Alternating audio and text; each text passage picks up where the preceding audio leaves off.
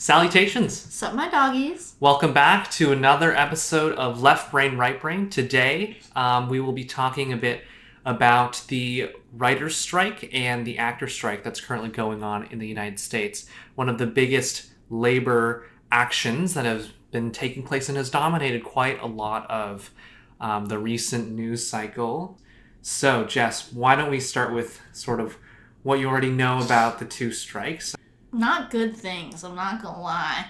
It sounds like a very stereotypical case of bigwigs being like, we see you as expendable. And then the people who are being told are expendable to be like, okay, well, we hate that. Yeah. And then, yeah. And also some other, like, wacky things. Just sounds all wacky. It is a little wacky. Can we get a grip? But I'll just go over all of the details. So the WGA is the Writers Guild of America. They started striking early May 2nd. Women's Gaming Association. For all the women gamers. This time, the main stated reasons are streaming and all those streaming platforms like Netflix, Disney Plus, turning the writing economy into a gig economy. And if you're not sure what a gig economy is, it's kind of like Uber or DoorDash type situation. Yeah. Maybe not as extreme, but in this sense more so, because that's like really like gig by gig, and you're on an app and you're taking meals. The writers, I think that would be properly defined as like freelance.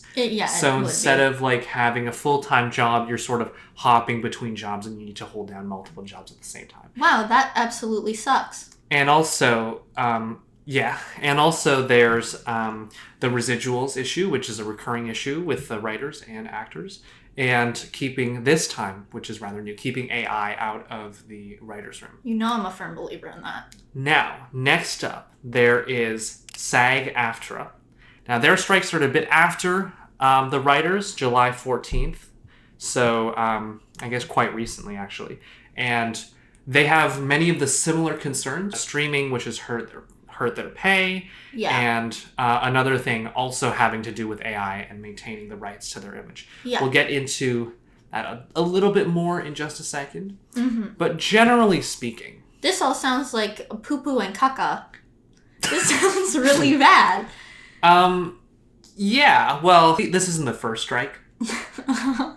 These two unions, like... Sorry, I make myself giggle. With poo-poo and caca. You're above it? You laughed as well, sir. I mean, out of courtesy. Anyways, let's continue talking about why it smells like wee-whiz in here. Yeah, so they're not exactly new to striking. They strike. Yeah, they have a long history of a lot of striking, and even in the 2000s, actually. But simultaneously. Yes, that was the last time that they striked. I know things. Nice. I know things. That was the last time that they both striked at the same time. Yeah. I'm not in the writers' room, so I'm not sure how big of a role AI is trying to play in that space, but I'm guessing if they're going on a really big strike for that, it's already a problem. I'm in the room where it happened, and it's worrisome. Okay. Yeah. The issue with the actors is who owns their image. Yeah. Right? That's a big issue is occurring. And I guess you could connect that as well to the AI point and the writers and the copyright point. Yeah. It's a whole mess right now.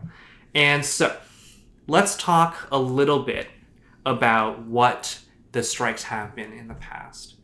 Mainly, they've been focused on residuals. Yeah. Now, what are residuals?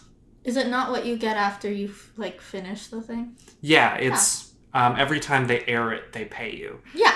And so getting residuals, it's kind of it's the difference between being an employee and getting paid a salary versus being an owner and getting a share of the profits. Oh, yeah. Doesn't sound like what they're asking for is that outlandish, I'm gonna be real. Well, no, it's just pay in the past. Oh my god, right? Would you believe they want compensation for their work? Oh my god. Yeah, and they generally receive most, if not all, of what they have asked for. But this time, what is special, and I think really an issue that accelerated after the release of ChatGPT earlier this year, and an extreme focus on AI suddenly from everyone in the technology industry. AI is that AI has sprung up as a major issue.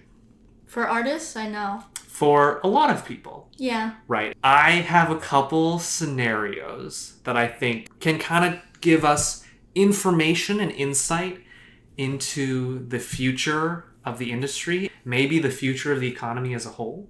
Okay. There are three main factors that impact the viability of a strike. So, do you have any guesses for what they are? Monies. Yeah, money. Okay. Monies and works. Works.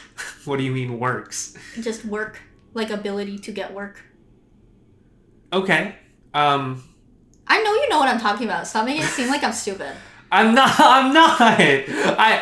You're just saying like work, the word work, and it's just I like, just explained that it's the ability to get work. Like you strike when people are going, we aren't going to create a lot of jobs for this place because you're expendable and we're going to replace you with something else. So the three affecting like the probability of winning. Oh, that's what we were talking about. Yeah. I thought you were talking about why do we go on strike? And I was like, that's a lot of reasons. Oh, the probability of winning. No, like what affects? Yeah, money. Monies. So that one was right. Definitely not morals. That one's not. That's not involved. Usually which is not sad. in the real world. That Morals sucks. is not a major contender. Profit. That falls under monies. Yeah, monies. Oh. What else is it other than monies? Okay, so you have number one, the bargaining power of the unions. Okay. So how large is the disruption that they can create? Were they on debate team? And we saw this with the UPS thing, which is currently not fully resolved. No, it was today. Oh. They won. Oh, excellent. Okay. They won. But UPS workers, right, are crucial for like, the Amazon. functioning of every corner of the economy. Yeah.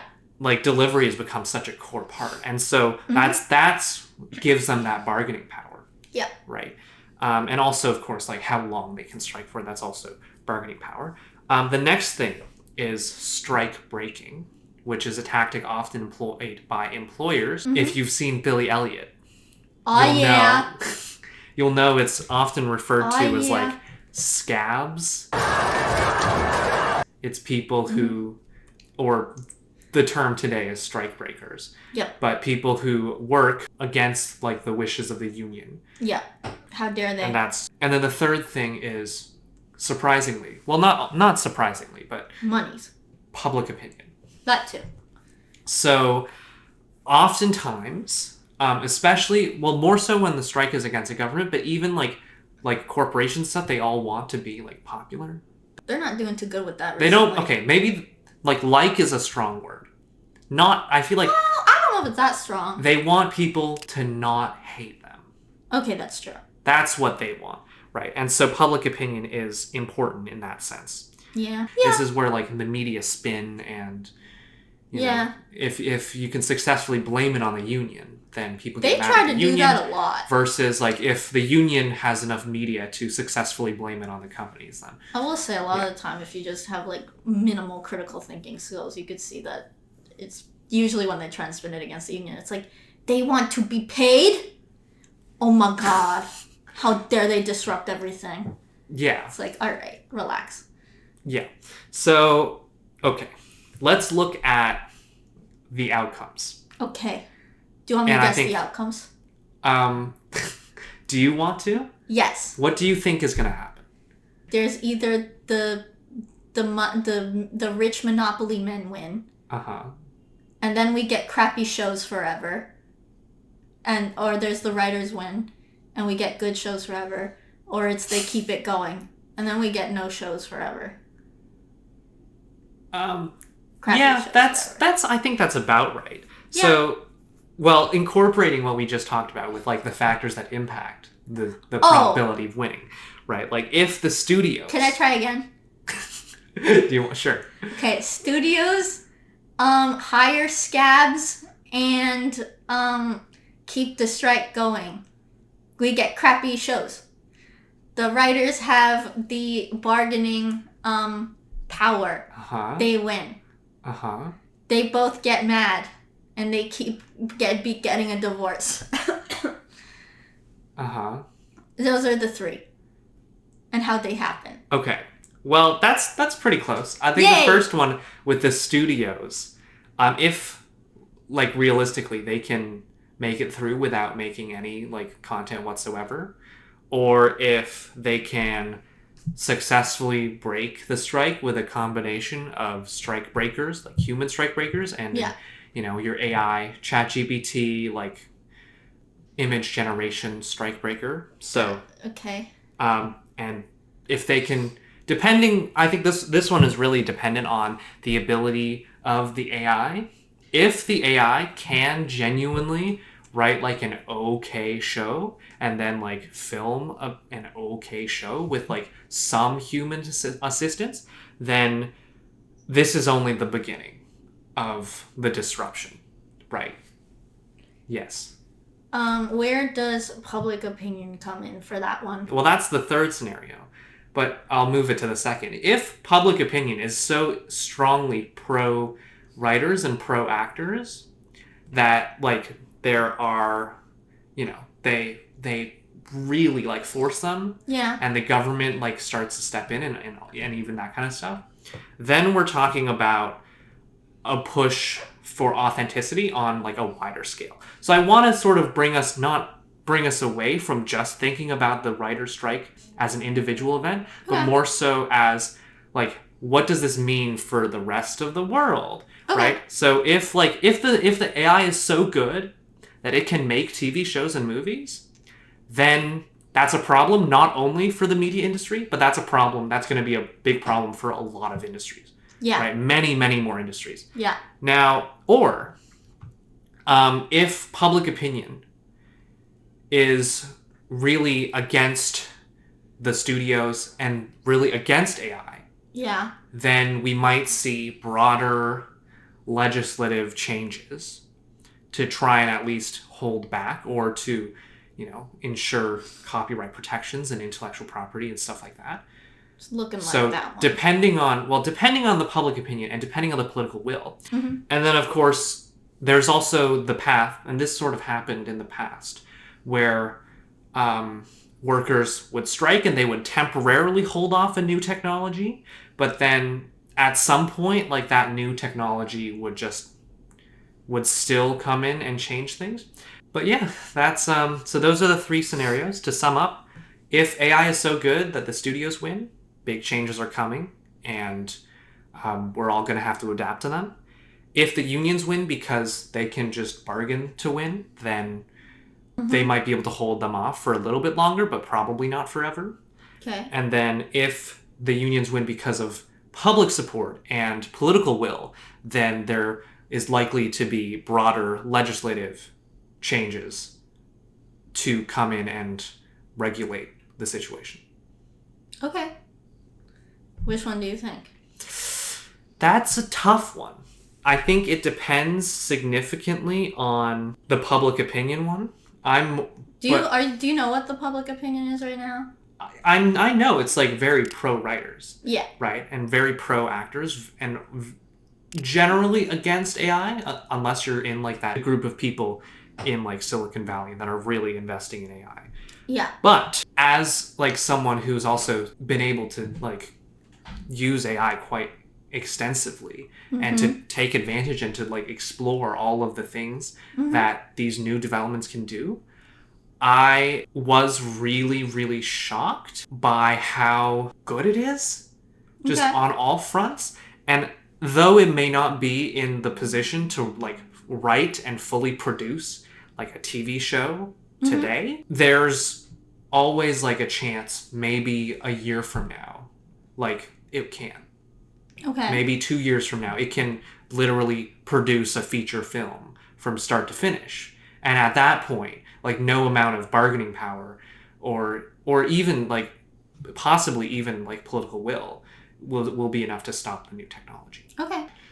Well, I hope that you're really thinking about the future. Get thinking.